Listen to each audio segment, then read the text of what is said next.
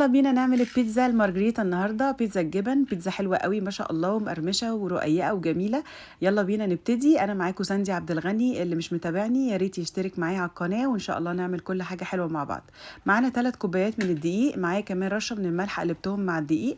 بعد كده عملت حفره في النص، حطيت فيها باكو من الخميره، حطيت فيها زعتر معلقه كبيره، حطيت فيها كمان معلقه صغيره من السكر، وبعدين حطيت كوبايه ونص من الميه.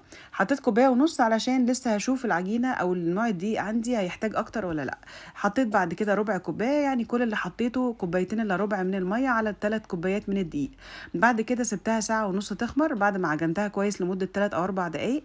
بعد كده كشفت عليها، وبعدين فردت السطح عندي دقيق سميد، وكمان حطيت عليه دقيق عادي. الدقيق السميد بيخليها مقرمشه وحلوه.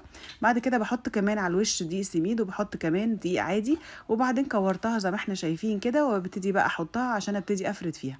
ال3 كوبايات من الدقيق هيعملوني صينيتين كبار وصينيه كمان صغيره. بعد كده خلاص فردت على وشها زي ما احنا شايفين الدقيق، ببتدي بقى افردها بايدي.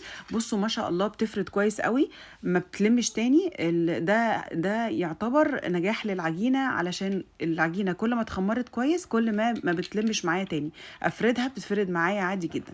انا معايا صينيه كبيره عشان كده عايزه افردها اكبر حاجه ممكنه.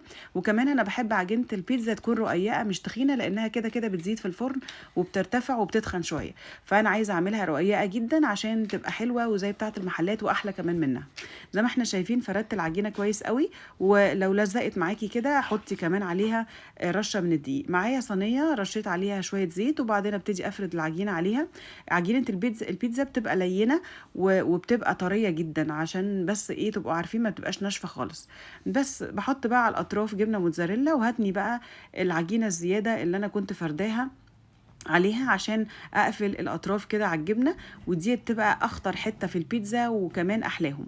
بعد كده بحط في النص بقى الصلصه بتاعه البيتزا، ودي انا عاملاها وهنزل لكم ان شاء الله فيديو عليها على التيك توك وعلى كمان اليوتيوب. بعد كده بفردها، قوامها يجنن وطعمها خطير. الصلصه بتاعه البيتزا دي حكايه. بعد كده بنزل بقى بالفلفل الاخضر، وبعدين بالزيتون، زيتون اسود زيتون اخضر، اي نوع زيتون عندك مفيش مشكله خالص هتحطيه عليها.